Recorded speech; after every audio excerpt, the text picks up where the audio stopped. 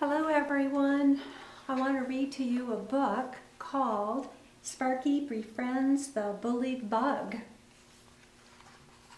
Sparky was a very helpful, kind, and loving bug, and that's why he had so many friends in Stump Village. He helped Mrs. Arachnid erase the chalkboard after school. He comforted little Eli, the earwig, that time she fell off the swing at the playground. He carried Katie the cricket's cello to school when she had a lot of books in her backpack. All the bugs were thankful to have Sparky as their friend. And one day, a new bug, Diller the caterpillar, came to school, and Sparky was excited to have a new friend. So was everyone else, until they realized that Diller was a little different.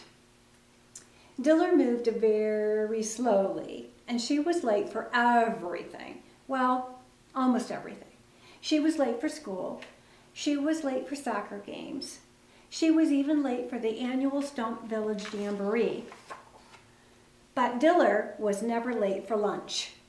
She was always hungry, and she ate everything. She even ate Mrs. Arachnid's crayons, and she looked different too.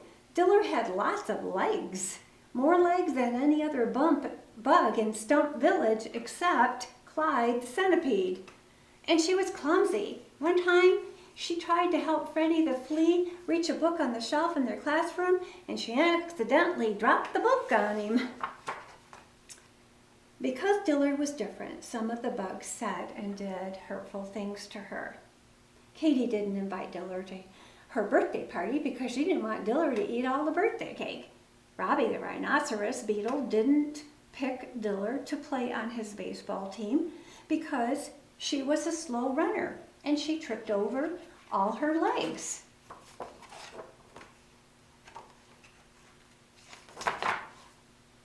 As Sparky and Diller walked home from school one day, Diller stopped in the middle of the park and started to cry. "Sparky, why are the other bugs so mean to me?" she asked. "Because you're different," said Sparky. "The bugs are only looking at what's on the outside. They don't see how beautiful you are on the inside." "But I want to be beautiful on the outside," cried Diller. "You are beautiful, Diller," Sparky said. "To me, you are the most beautiful bug of all." "Really?" asked Diller. "What do you see when you look at me?" "I see someone who is kind, helpful, and isn't mean when others are mean to her," Sparky said, smiling. "That's beautiful." After talking with Sparky, Diller felt hopeful and excited. But the bugs were still hurtful towards Diller, and the most hurtful things they did was to choose her as High Queen of the lovely bug ball. Being chosen as High Queen was supposed to be exciting. Bugs were chosen to be High Queen because everyone liked them. But the bugs didn't pick Diller because they liked her. They picked Diller because they wanted to tease her. Diller stood on stage feeling very happy until she realized that the bugs weren't celebrating with her. They were laughing at her. Diller felt very sad and very alone. Sparky told everyone to stop laughing. They were being very unkind, but his one voice wasn't loud enough to be heard above the other voices. And when he went to help Diller off the stage, she wasn't there. Diller had gone home. The day after the lovely bug ball, Diller didn't come to school, and the bugs searched for her, not because they were worried about her, but because they wanted to tease her some more. After a while, they gave up searching and stood in a circle talking and wondering where Diller might be. Sparky was looking for Diller too. He had looked in the classroom, in the lunchroom, and on the twirly slide. Courtney, the carpenter ant, called to Sparky, "Hey, Sparky, where's that very clumsy, ugly caterpillar?" Sparky really got upset. This had to stop. It had gone on far too long, and the bugs had been very mean to Diller. The teasing needed to stop. He flew up in the air and he landed right in the middle of the circle. "Diller is not ugly," Sparky said firmly. "But she's green and she's got all these legs," said Laura the ladybug. "Yeah, and she crawls so slowly and eats everything she sees," Robbie says.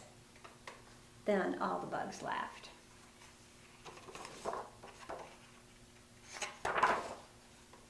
"Why can't you see what's on the inside of Diller?" Sparky asked. "Your feelings get hurt when someone does or says hurtful things to you. Well, Diller feels hurt too. We all feel hurt when others treat us poorly." And the bugs looked down at the ground.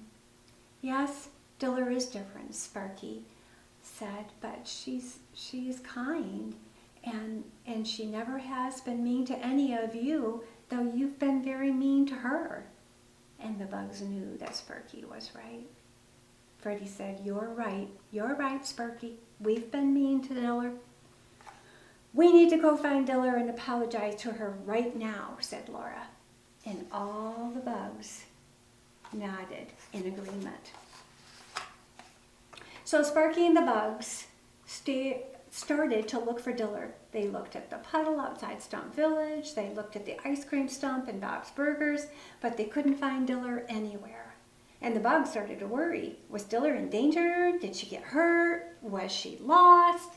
After searching for a while, Sparky and the bugs went to see Clyde the centipede on the top of Stump Village. Sparky told Clyde what happened and that all the bugs were very sorry for how they had treated Diller. Clyde could see that the bugs felt bad for what they had done, so he whispered something into Sparky's ear. Sparky's eyes got really big. "I know where she is," he said. "Everybody, follow me." And the bugs ran through the forest, letting Sparky's light shine the way. And they kept running and running until they couldn't run anymore, and they stopped and they fell to the ground exhausted. "This is the place," Sparky said as he gasped for air. "I don't see anything," said Laura. Look, said Katie as she pointed above them. All the bugs looked up. Floating in front of them was a beautiful, beautiful creature. It was a butterfly.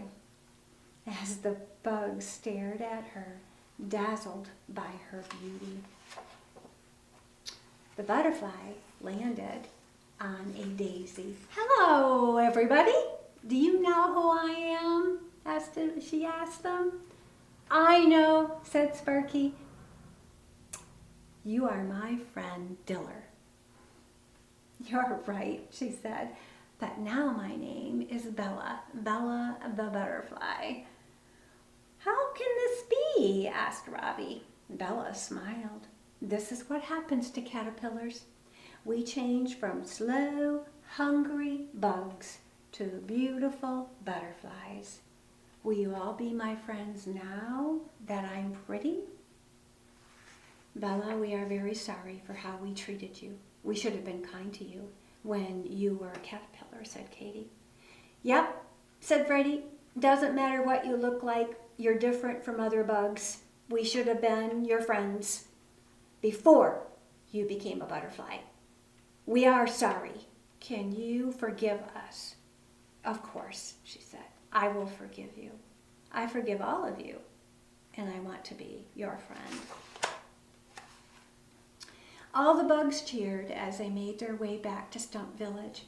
They learned a very good lesson. It didn't matter what a bug looked like on the outside, and it doesn't matter if a bug was clumsy or hungry or couldn't run fast. They needed to treat everyone with kindness, and the bugs learned how to be true friends. It's a really great book, isn't it, boys and girls? I want to read a verse from the Bible in the Old Testament book of 1 Samuel chapter 16 and verse 7.